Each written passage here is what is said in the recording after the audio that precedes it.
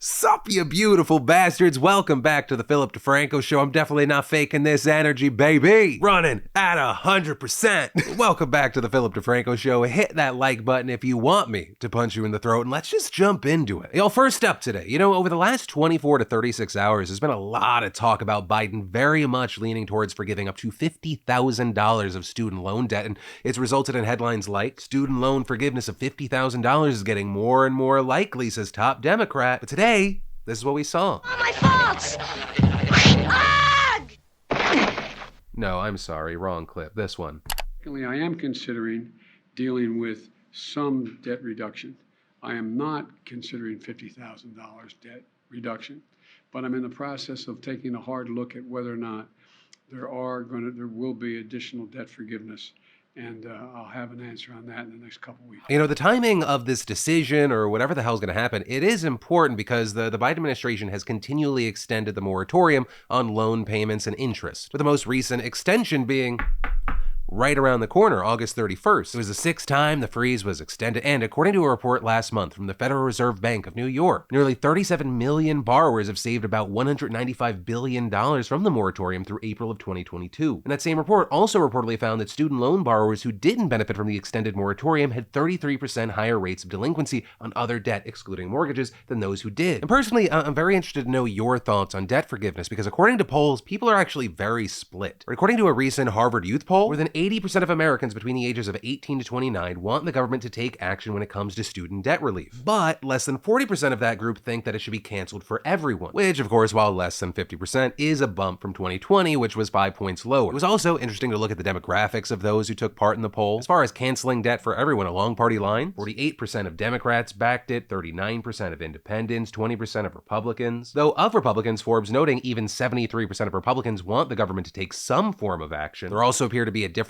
based on race. For supporting debt cancellation for everyone, you had 50% of Black, 43% of Hispanic, 38% of Asian, and 33% of white supporting. And for me personally, I don't know what the actual solution to this problem is, but I think the first thing is understanding this is a genuine problem. I do think there needs to be relief of some sort, and I'm not personally of the mindset that just because I struggled with student loans and it stressed me out and it was a hurdle that I had to overcome, that the loans just need to ruin other people's lives. The way higher education is set up in this country is fucking stupid. We're like, hey, do you want to do the thing that we all say that you have to do to have a good job? Well, you're going to take on a possibly insurmountable amount of debt. I want you to shoot for the stars, but just really quick, if you could put on these cement slippers. The cost of higher education in this country and the loans that people have to take, it's all predatory. It's exploitation so they can milk you for years and years until you're in the ground. But at the same time, I'm not an economist and I don't know what the actual answer and what the actual solution is, but I don't think that overburdening people is gonna be good for, one, people in general, but also two, for our entire country. Every day, more and more young people are getting priced out of the American dream. The cost of college has increased at an absurd rate. Houses sell for ridiculous sums of money. We're more and more becoming a nation of renters. It's because those with money and power monetarily benefit based off of making you an economic slave. But yeah, that's a story, a little of my opinion, and then kind of just some blind rambling. It's been a long week. The main thing, I'd love to know your thoughts. Actually, let me do something stupid. Why? Well, I don't have the answers for and can't really impact all student loan debt. I can impact and potentially just drastically change someone's life right now. So going to the text line, shoot out a text to the top most active people, and whoever gets the link to work first, debt paid. Also, my camera's about to die. Cool.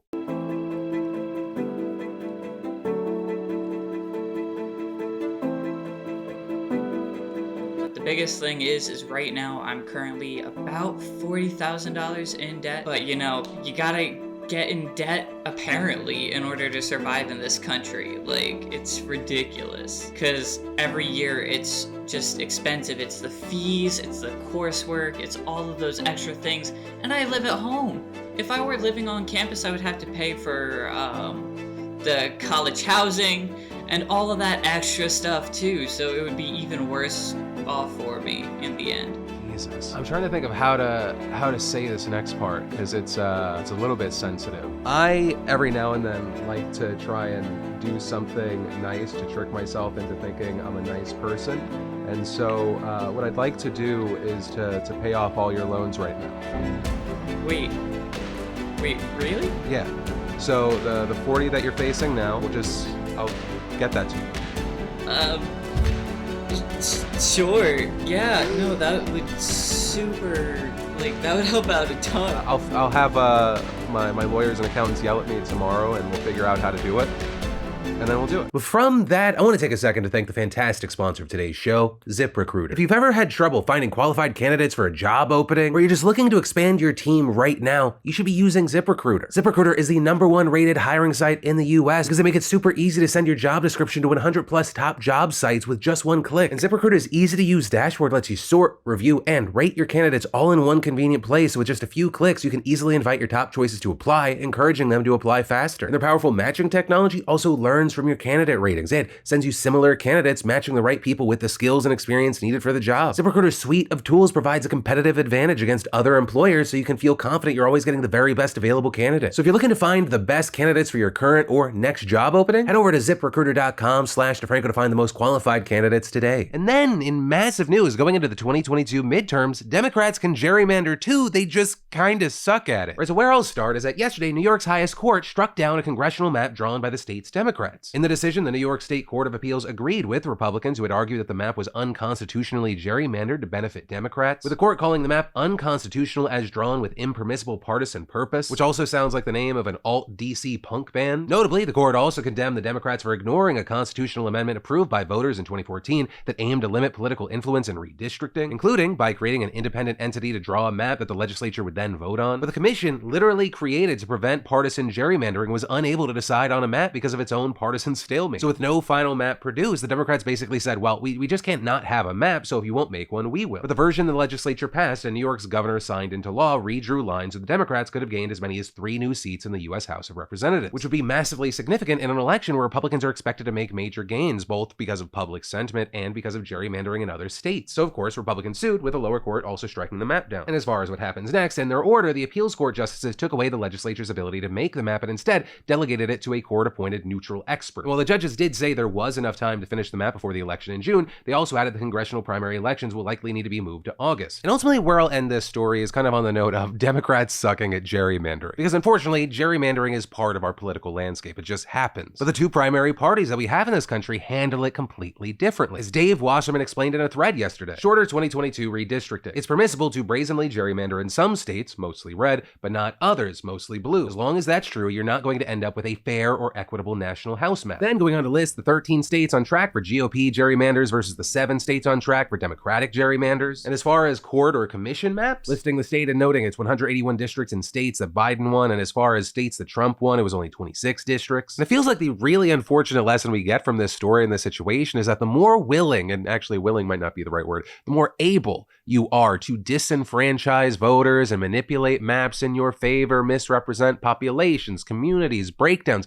the more likely it is that you will get power, which is a pretty fucked up prerequisite to get power. It feels like a common thing in life, and it's not a uniquely American thing, that we penalize those who will not shed integrity. And so I guess, yeah, just naturally, why wouldn't we expect more people and groups attempting to exploit the rules? And the last thing that I want to talk about today is actually, it's an apology. It's not even like a fake apology, like how I do 99% of the times. This is going to be the end of the video, because I'm not great right now. I think today, the last 2.5 months of health problems, and with COVID this week being the cherry on top, and this week just happen to be short-staffed, just issues. I've just beat down, and I should have listened to a lot of you who said I should at least have taken one day off this week, and I didn't. And so some of you were right, and I was wrong. And it pains me when I can't be the best version of myself. But I always try and keep it going, because I feel like if I don't, I'll drown. You just got to keep swimming. So I'm going to treat today not like a failure, because I still got to change at least one person's life, to put out a slightly watchable show. I think that by next Monday I'll be good. The tires are just very thin right now. I got to go in for a tire change. By next Monday, I will evolve from depressed, tired DeFranco to fantastic asshole DeFranco. But until then, where I'll leave you is with my name's Philip DeFranco. You've just been filled in. I love yo faces, and I'll see you next time.